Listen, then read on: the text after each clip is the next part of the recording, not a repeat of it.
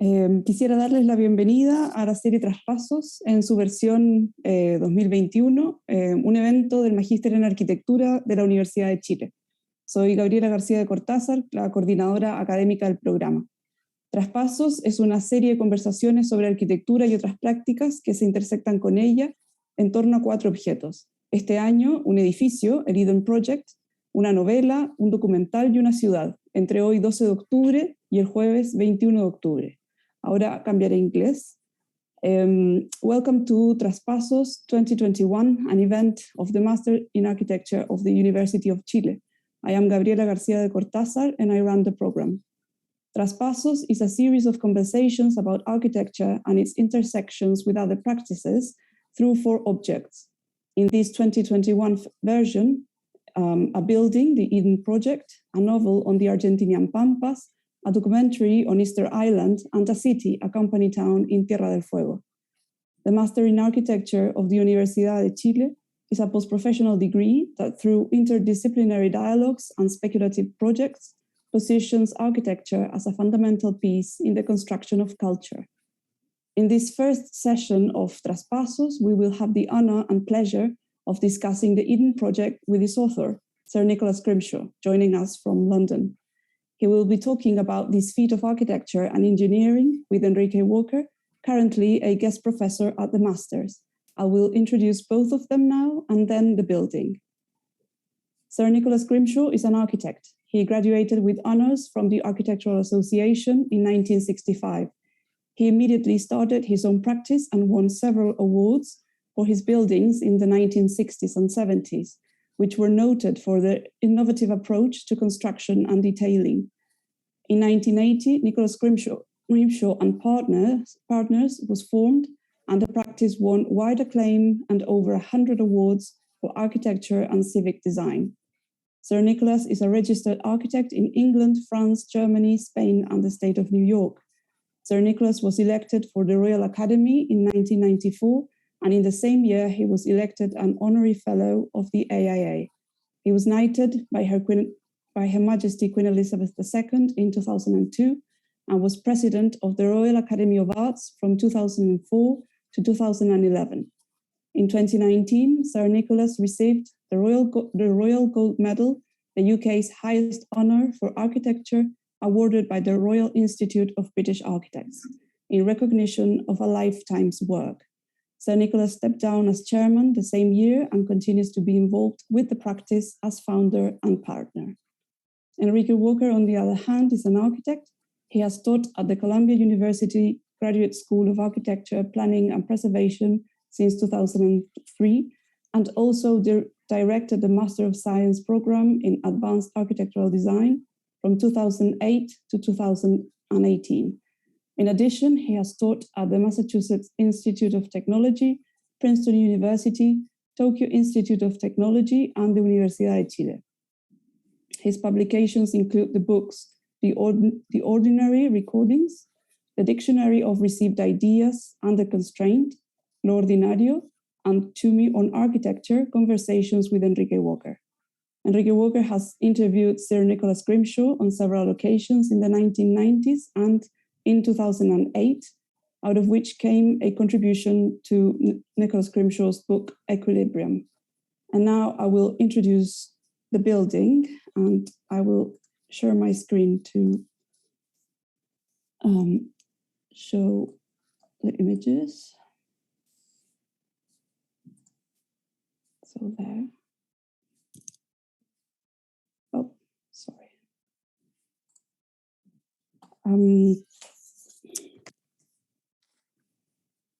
So the Eden Project is located in a reclaimed quarry in Cornwall, England, that was in use from over 160 years. The initial idea for the project dates back to 1996, with construction beginning in 1998. The project was conceived by Tim Smith and designed by Grimshaw Architects. The structural engineering was done by Anthony Hunt Associates, and Arup was the services engineer, economic consultant, environmental engineer, and transportation engineer. The initial schemes look a bit like those of Waterloo Station, an internationally acclaimed train station from 1994, where a constrained site received an asymmetrical curved roof that could expand or compress to fit any size, regardless of its shape. However, this strategy didn't work as the site was ever changing. The quarry kept on changing its shape.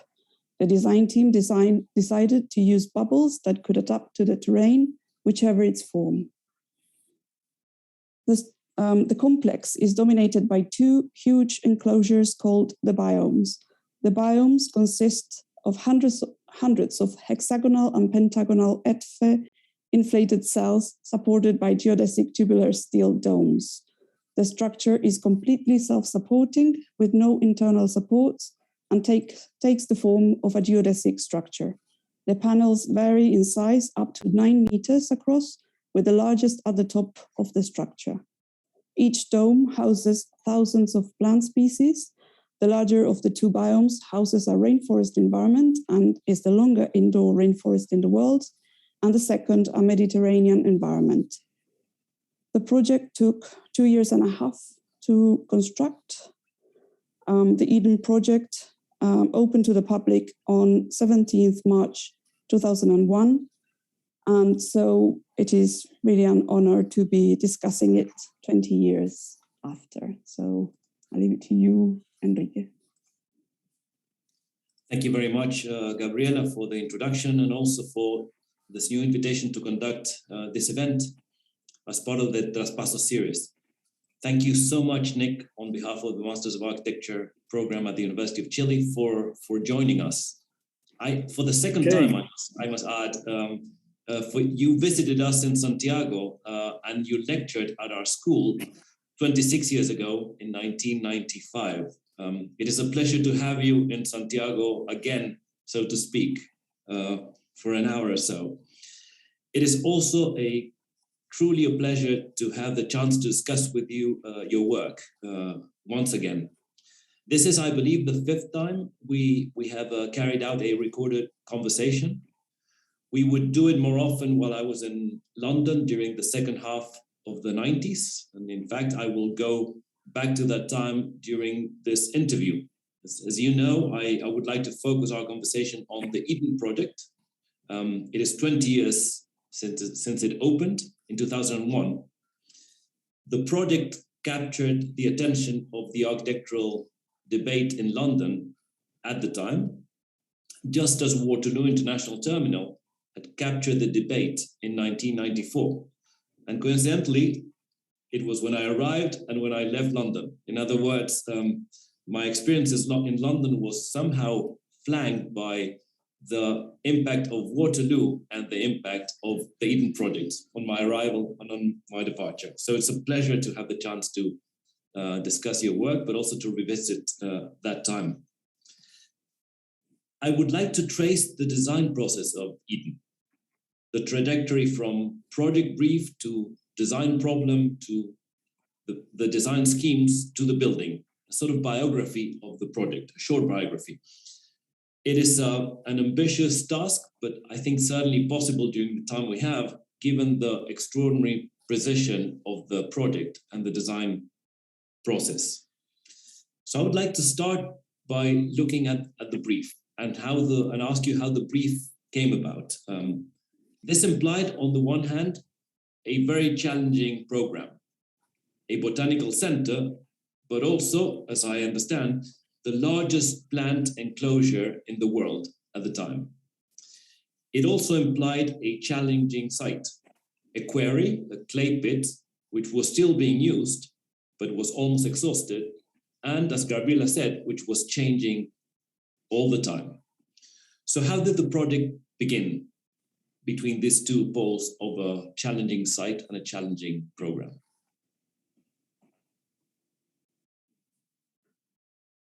How did it all begin? Well, it began really with one man who is the initiator and who saw the whole thing through. And he's called Tim Schmidt. And he's really a hero of today. Now, he's a hero of the whole Green Revolution. One of his one of the quotes I used to remember of his was he used to say, if all the plants in the world go in, we'll all be dead in 2 years. So he is very good at illustrating the way that we were dependent on the forests and the greenery of the world. And he came with this sort of burning vision that he wanted to build a huge natural enclosure to try and make sure that everybody knew the importance of plants in the modern world.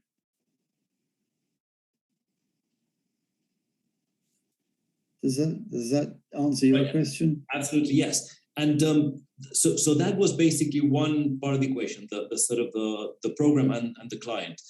The other part of the equation was that it was a clay pit in Cornwall. Did that come with a brief right away, or was it a decision that happened right after? He decided this was his vision, what he wanted to do. So we then came into the question of where to put it. He was based in Cornwall, and he knew these mining operations very well, and he was keen to do it as a sort of. They were looked upon as the clay pits were looked upon as a sort of liability, actually. You know, that were dangerous. People could fall in them, and so on and so forth. And he was keen to make some creative use out of the clay pit. By the way, the clay was very, very fine quality. It was kind of the sort of clay, China clay you made porcelain out of, very high quality porcelain cups and saucers and so on and so forth. And there's only a few places in the world you can get it. They were determined to use one of these pits for the project, so that they were in a way putting something back and not taking something out of the picture. Right, so we went looking for sites. It was quite interesting, really, because several of the places we looked at, I noticed that if you brush the leaves with your hand, they were all white, and the mining has caused a sort of white cloud over the whole area where the mining was, and that wasn't good for the plants. So we tried to find a suitable. So we got hold of a pit which was still being mined, and it was just about to be closed down because the clay was just finishing. It's like scraping the bottom out of a porridge bowl. You just had the red dregs in the bottom, and you had to get rid of those, and then you could build there. So that's we did a tour of Cornwall, and we found several. We found particularly a pit which was about 300 feet, I suppose, 100 meters deep. And I remember very clearly when we first found it, we were sort of pushing our way through undergrowth, like in a forest. We came to the edge, to a cliff edge, and this wonderful vista opened up in front of us of this clay pit, which I said, that's it. The orientation was exactly right, face south, and it was absolutely like a lost world in there. And I thought, this is where we should do it. And I persuaded Tim Schmidt that that's the right place to start.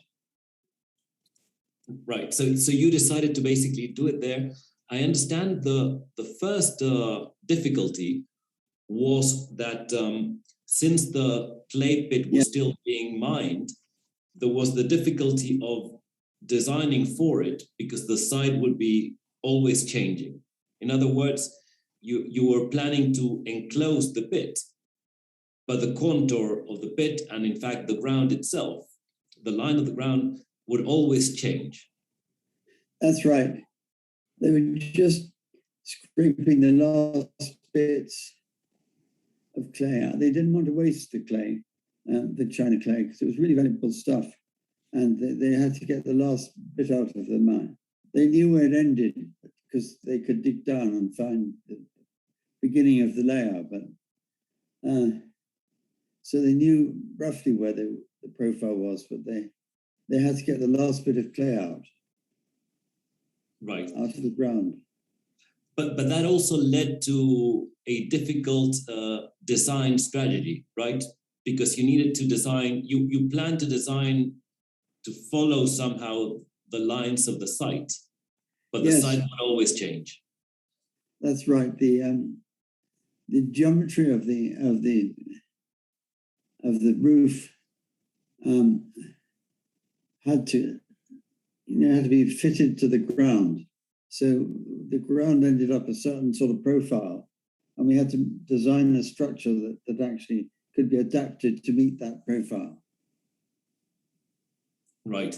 And so the first scheme that you proposed, and in fact we saw a couple of images, we saw a sketch, your first sketch, but also a small model, was based on Waterloo International Terminal. And it was based on the idea of having an arch that would vary, just like Waterloo, that would lean against the cliff of the pit and somehow follow the contour and wrap around the contour, following the regular lines of the site. So that was the very first scheme. Why did it work? Or let's say probably the question is twofold. On the one hand, what led immediately to think about Waterloo? Well, and secondly, why didn't it work? Why did you basically review it? The client, Tim Schmidt, has seen Waterloo, and he thought it could be made. He thought he wanted a building that sort of size and that sort of shape, and it was based on arches being supported on one side from the ground, which then had to be, molded to fit them, so to speak. The two had to come together in some way. And then,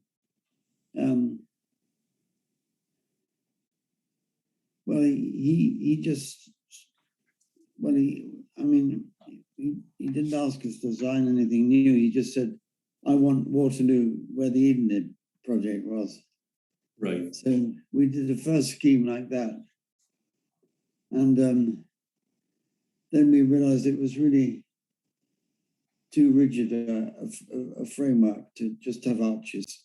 And so we tried to develop this sort of multi-node structure, which was much more flexible to adapt to the ground and to adapt to the cliff that we were going to build against. Right. So it was kind of like a structure leaning against a cliff. We wanted to get the feeling of the building being really, if we thought if we grew things over the cliff, we get this feeling of the building going on forever, of the landscape going on forever.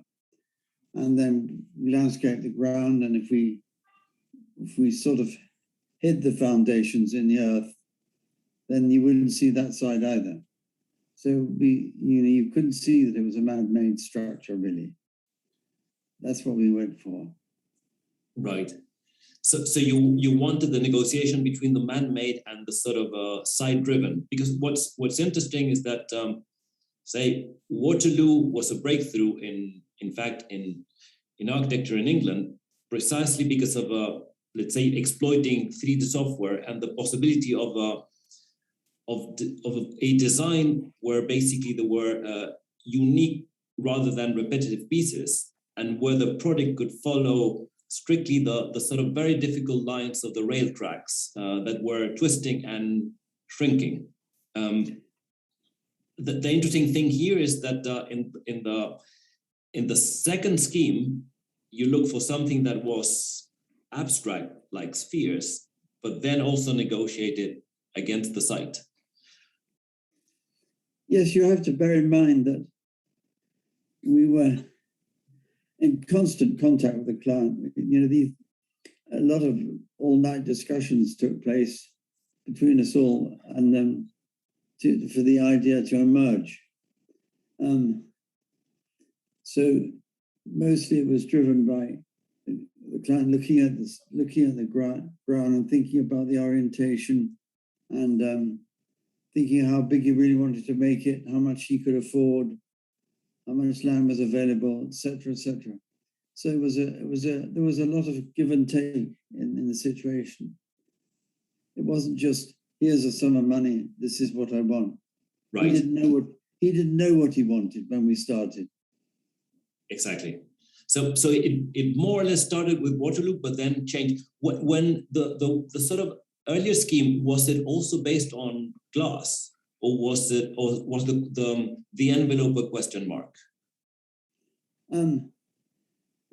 I think Waterloo was the biggest glass structure around at that time, and he just said, you know, he saw that when he saw Waterloo, he thought it was going to be glass. Yes, that's quite right. And but the trouble was the glass was pretty dense, cut out a lot of the ultraviolet, the light that was going to hit the plants, and it was very heavy. Right. So we realized we could make the whole structure, a much lighter operation if it was not glass but some other material. So right. We started looking at the idea of membranes. And that's when the idea of making bubbles yes, came up. And of course, we also wanted to minimize the heat loss, and we could make it a double skin structure to enclose the volume. So we didn't have I had very little heat loss. Right. What I found absolutely fascinating and brilliant about the second scheme of bubbles was that I understand that the problem was that you couldn't design a very precise design because the clay pit was still being mined, and therefore you had to design something that would adapt to a site that would change in a way that you didn't expect.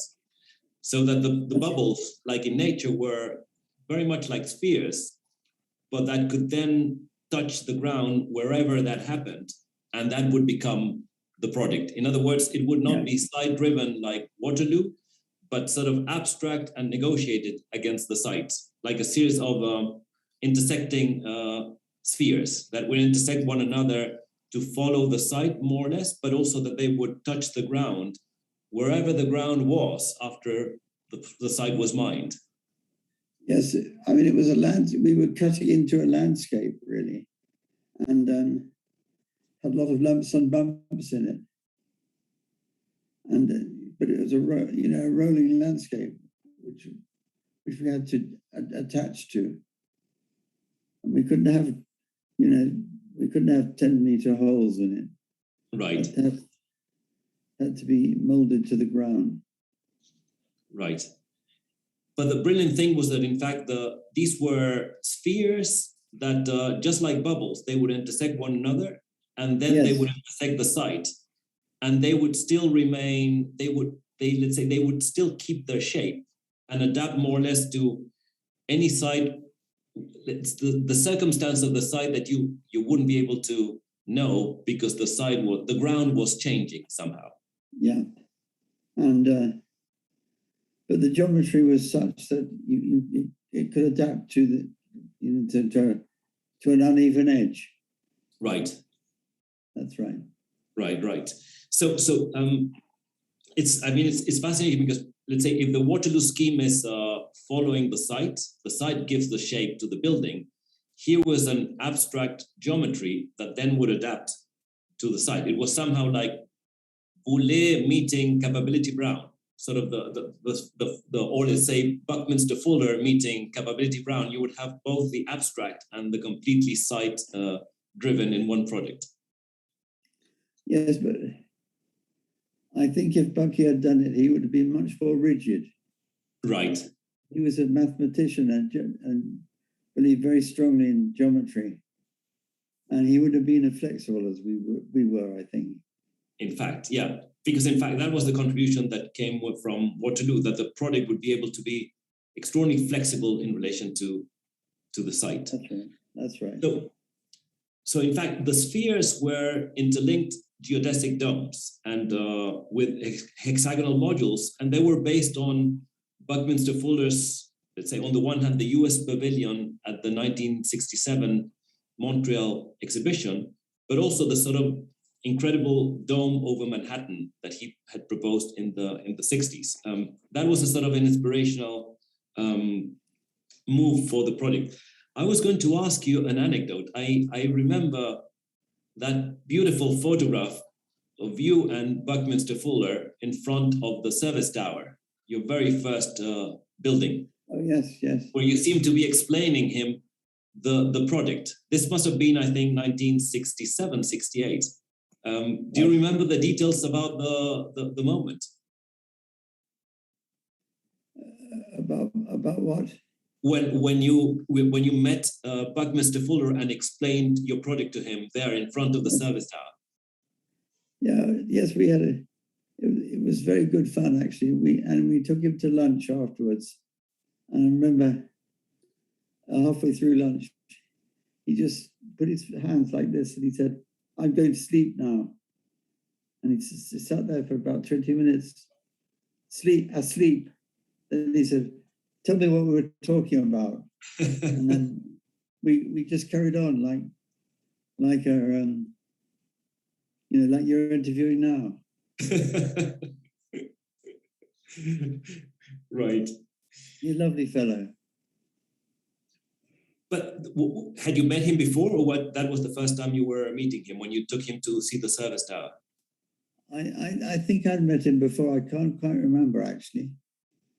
But yes, well, he'd certainly he'd lectured in London, and he lectured at the LSE, London School of Economics, which was a famous lecture which went on for I think 7 hours. Right. He used to be more like a sort of preacher, in his old age. And people would come and go, go out and get a sandwich, and he would still be talking. And he got more and more hoarse as the evening went on. But he was a kind of evangelist. And he divided the world into what he called the haves and the have-nots. Right. And what he said was equally relevant today. In fact, even more relevant today than it was then. Quite interesting. Right. So you were saying that, let's say, the Eden project took sort of the lessons from the geodesic domes, but it's true that if Bucky Fuller would have done the project, it would have been slightly more regular, more mathematical, and that the real breakthrough in Eden was the intersection of those domes. Yes. In fact, I would the intersection of the domes produce an arch, and that's in fact what becomes the main structure of the project, right? Yes, where the two domes came into each other. Yeah, like that. Right. But I would say that he was a conceptual inspiration to us, but we didn't follow his, we didn't feel we needed to follow his geometry directly, exactly as he did it. It was a structural type, I think it was called hex tri-hex, or the other way around, where you had hexagonal structures with a triangular structure, but spanning the distance between them. Right. Once having adopted a geometry like that, you just used it as a discipline and carried on. Right. Yeah, and in fact, the main borrowing from Bucky Fuller is how you subdivide the spheres into hexagonal patterns, basically. That's right. That's the sort of smaller scale geometry of the whole thing. Right.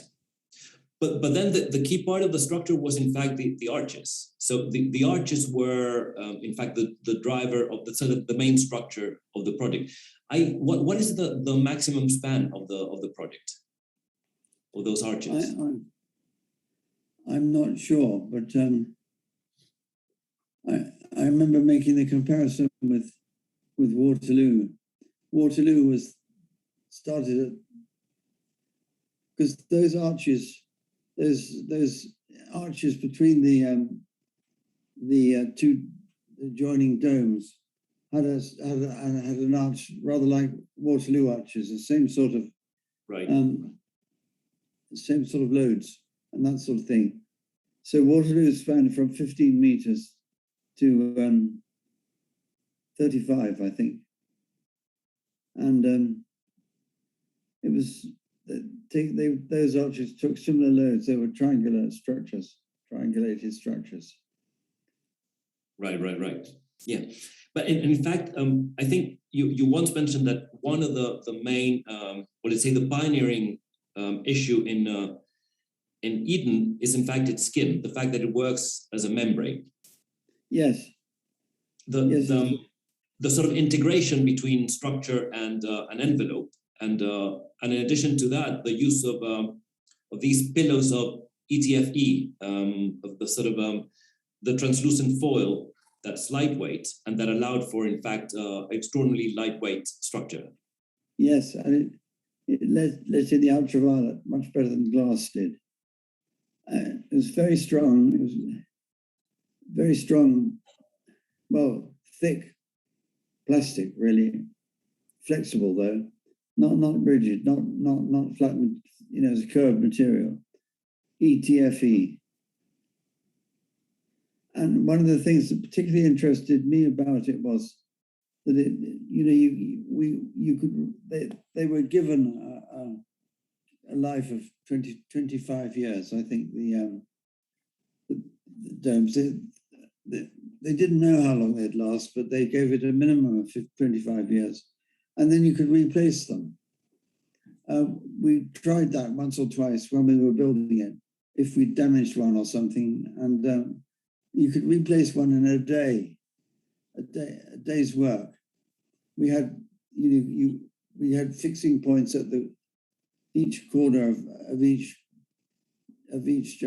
hexagonal structure, and you could wear a safety harness and just work on and replace a complete panel in one day. And I thought, well, if any new material comes, we can use it and use it, experiment with it to go into the future. And I thought one day, maybe it could be a plant structure, that the leaves we could grow plants such that the leaves became the membrane themselves. I mean, there were quite a few materials already, even at that time, which were plant grown and transparent, seeds and membranes that animals' wings had and things like that. And that eventually Eden could clad itself, could be a self-cladding structure. Right. But this was also sort of a breakthrough in relation to the use of glass of the original scheme, because it implied that not only was it much lighter, but I also understand that it was much more transparent than glass.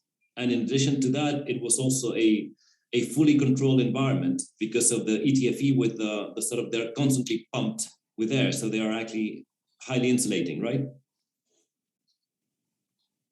Yes, that's right. They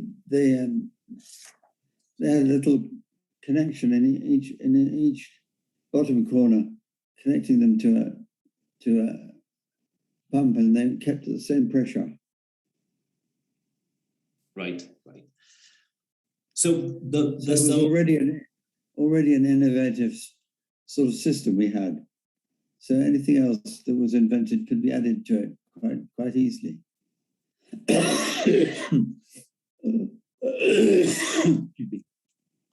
Right. And it was expected that that the skin, in fact, as you were mentioning, could change in 25 to 30 years, right? Well, yes, it could be. It was. I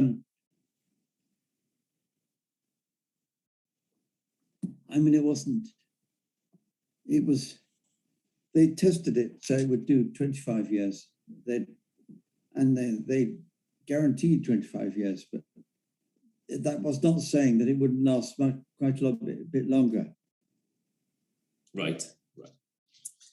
So you published a beautiful book on Eden right after the building opened, called The Architecture of Eden. In it, there's a nice article by Andrew Wally on Eden and the glass house tradition, and he refers to it as a sort of a tradition of innovation and pioneering architecture, primarily in Britain, from, say, the Palm House in Kew Gardens to Kibble Palace in Glasgow, and of course the Great Exhibition in London to Paddington Station. In fact, a sort of important tradition of Victorian engineers that went from greenhouses to railway stations. There's a number of points that are very interesting about the article. One is that he sort of puts Eden within this long-standing tradition of glass houses and sort of 19th century engineering. He said, in fact, there's one first argument. He says that greenhouses led to railway stations. In other words, the early Paxton projects led to influence very much the work of Brunel. And there was always the sort of the glass house was coming before the railway station. I'm actually quite interested in the fact that in your project, the sort of the railway station came before the greenhouse. In other words, Waterloo was what came before and somehow influenced your architecture. So in fact, I want to discuss with you the sort of passing from one type to the other. Yes, that's quite interesting. But of course, Waterloo proved that the glass was a really heavy material to work with. And we did all calculations on Waterloo. We could use again at Eden and show how lighter structure could save us so much money and time and effort. Andrew was the project architect for Waterloo and Eden. And yes, it's very interesting that the COP27 big world conference is taking place in Glasgow in a short while, and they could all go and look at Kibble Palace and perhaps have a discussion about Kibble Palace and about the Eden project and conservation in general. Right.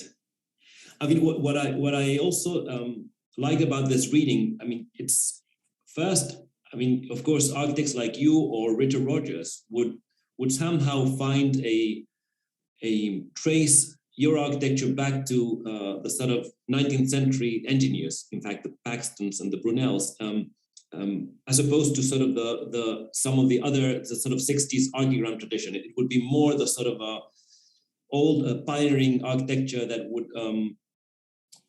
was based on a sort of tradition of engineering, but also that was rethinking. Also an experiment. Exactly. That was there's a lot of experimentation with these structures. And I did a bit of a work on Paddington, which we restored, which was a Brunel structure. And he was he really explored things when he did. I found some members in the structure which were totally unnecessary that he put in just to complete the picture. But he knew what he was doing with structures, no question. Right, but that I find that also an extraordinary tradition of on the one hand, as you said, sort of innovation and pioneering architecture, but also of bringing into architecture some types that were previously not architecture, sort of sheds and tents and in fact railway stations and greenhouses were not sort of the long-standing architectural pedigree, and that was very much the tradition you were in. Yes, there were two. There seemed to be a real division between buildings and between sort of masonry, grand palazzos, which people built if they had a lot of money, and the what you might call the industrial side of things, which was railway stations, greenhouses, you know, and grand palaces of which could be built out of steel and glass.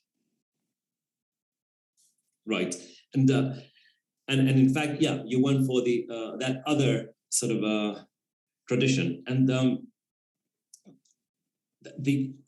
in fact, the word building was probably the critical one, and I was going to ask you precisely about the name of the project, Eden Project, which was called a project. Rather than a building, or basically there was a sort of a ambiguity as to what its name was, probably because it was a project that was considered always in process. Yes, it implied exploration. You know, that it was exploring things. It wasn't actually a final. You know, you didn't start with a final thing you wanted to build. You were exploring as you went along. Right. And it was conceived by Tim Schmidt from the beginning in that way, that it would be sort of tentative, experimental, in addition to being the largest sort of greenhouse. Well, that was his kind of character, really. He was a very explorative kind of character. He still is. And I'm sure we were talking to them all at COP27 and convincing them that he's got a design for the rest of the world. Right. The other interesting argument I'm sorry, yes. He's got a wonderful, I mean, he takes over from Mr. Foro, really, in the sense of he has a wonderful vision of things that he's going to do. Half of them don't get done, of course, but that doesn't mean he's not a very visionary character, Tim Schmidt. Right. Very visionary. So we felt inspired by working with him, really. And still are. We've done several more things down there, you know, the Eden Project. Phase 2 is quite a huge building too. Right. In fact, I was going to ask you about the fact that it was designed in stages. That first there were 2 biomes that were designed, but there was a third sort of. It was first the sort of a humid tropical biome and the sort of Mediterranean temperate biome, and now there was also a third one from the start, the desertic one. That's part of the sort of ongoing process of the project, right? Yes, the sort of desert one, the completely dry one, showing how you could live and plants could live in the desert. That was a sort of concept really, and we haven't done it yet, but I'm sure he will do it. Tim Schmidt will manage it one day. Right. It's very important as you know, the deserts become green, and that's the aim at the moment. Right. There was a second argument in the article by Andrew Wally on the glasshouse tradition that I also appreciated, which was that he was tracing the series of innovations in glasshouse design, many of which went hand in hand with innovations in materials. He goes through cast iron to wrought iron, changes in skins, developments in glass, gets into polycarbonate, and in fact ends with some of the precedents Eden. He claims nonetheless that the main development that Eden dealt with, just as Waterloo, was that computer technology allowed for modeling complex forms in a way that was previously impossible. And that was, in his view, one of the main breakthroughs, that there were new design techniques via the computer, and that also implied new manufacturing systems that, instead of having repetitive and modular elements, now would allow for unique components that would make projects that were much more flexible, as you were saying.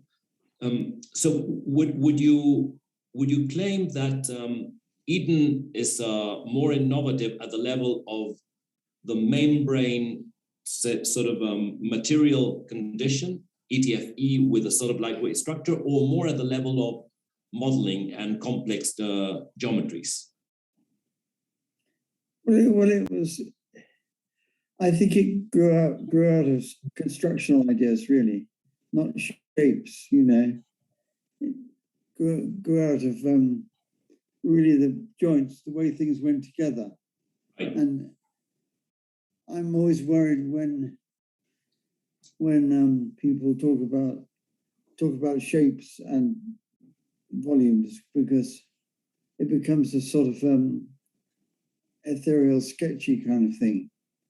You know, our approach was completely different to, say, Zaha Hadid, who would do a shape and say, I want it like this. I want it to be this shape, and she'd make it that shape. We kind of much more worked on the basis that how did things joints go together? How long would each of the individual components could we make them, and so on and so forth? What was the actual process of building? And that controlled how we did it, I think. Right. Yeah. And in fact, I was along those lines. It's interesting that Waterloo and Eden, both of them, they somehow define an extraordinary contribution in British architecture, precisely, let's say, in that tradition of British architecture that since the 60s have been doing pioneering work, growth and change, structure and envelope, and in fact, dry construction, say Norman Foster, Richard Rogers, and yourself. But the contribution of Waterloo and Eden has to do, in fact, with the ability of dealing with these sort of complex site situations that are negotiated with very, very precise sort of assembly of elements. In fact, if you look at some of the projects by, let's say that was your contribution through Waterloo and Eden. Say, if you look at Foster from Reliance Controls to Sainsbury Centre for the Arts to Stansted, or Rogers from the Pompidou to the Lloyds to Barajas, these are still projects that are, I mean, key projects in their lineage that are modular and based on sort of orthogonal and repetitive pieces. Whereas Waterloo to Eden is really sort of completely different genealogy of equally sophisticated assembly, but highly articulated in relation to very difficult site conditions, whether it was the rail tracks or whether it was the sort of clay pit. Yeah, I mean, in the 19th century, they had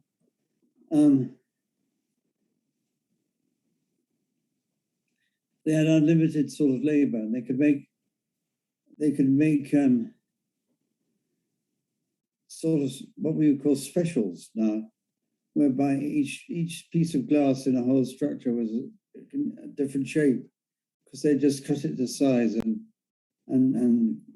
treat it more like craftsmanship.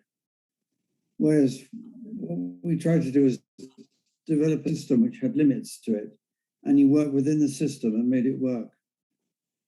We developed, for instance, for Eden, we had a node, which is a steel nodule with the threads cut into it. So you brought each member in and screwed it into the node, and that was a system. So those members couldn't be any longer. but they could be a different length. They could be all different lengths, but they had their limits to what size they could be. And the nodes had a limit to the load they could have on them. So you were working within parameters, within rules. Right, and, right. If you were building a space station, you'd take the same approach, I think. Right. So I wanted to sort of end our conversation returning to something we spoke about when we had our last conversation, I think 10 or 12 years ago. And it is the notion of future-proof. You've spoken about this in the past, and in fact, you just also discussed projects that are thinking about its future condition, referring to the ETFE pillows and how they could change. The notion of future-proof and how a project is always conceived in relation to its present conditions, but also to how it will basically perform potentially in the future.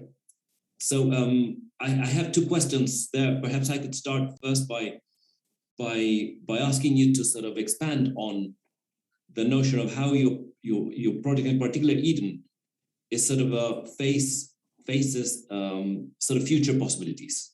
It's designed for its present stage, but also for a certain future transformation. Yes, when I talked about the replacement of the ETFE, which you can do, and those modules, I think, are the biggest length of one of the modules at Eden is 15 meters, I think.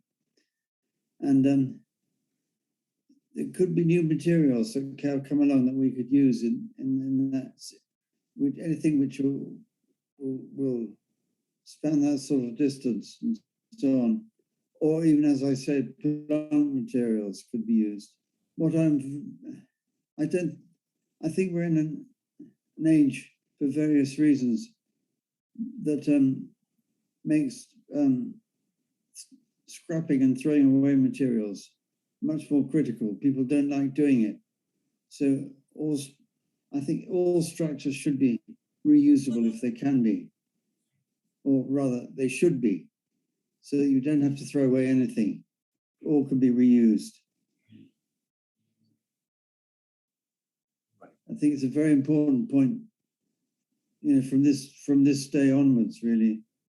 And I don't think any building should ever be demolished and thrown away. They should all be adapted and changeable and flexible. I've said that since 1965, since I was a student, and did my thesis on that basis. Right. In fact, I wanted to connect to your thesis because there's also a sort of interesting point to comment, the sort of overall order system, but that's negotiated against the site. I mean, the Covent Garden, the university in Covent Garden had some connection to Eden in my view. Well, it does in a way.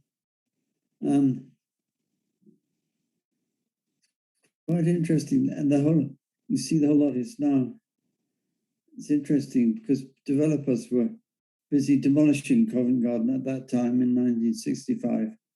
Nobody cared about holding on to anything, really. And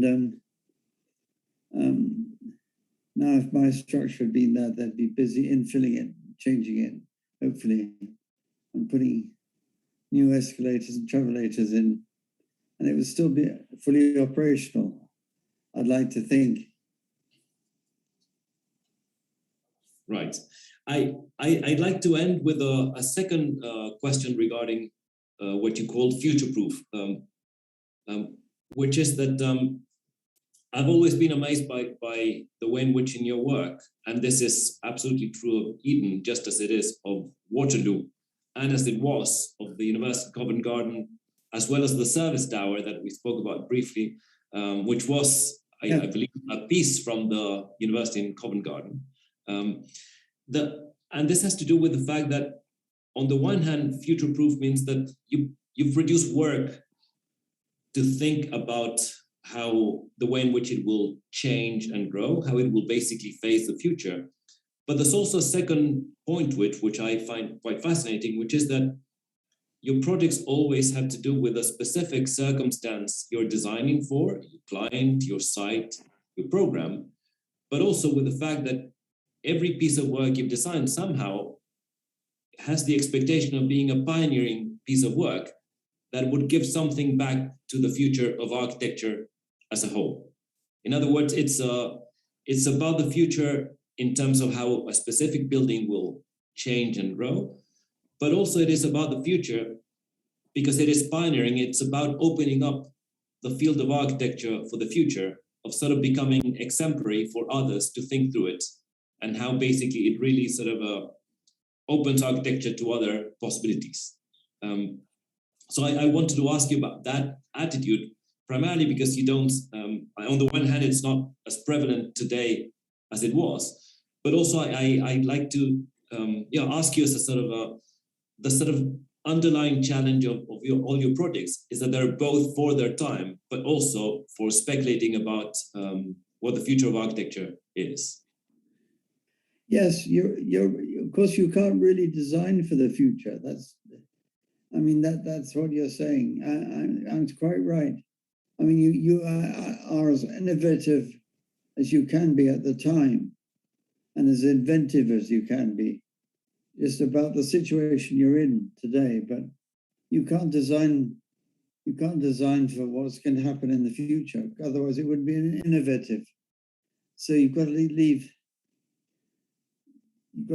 room for the young and speculative to get going in the future.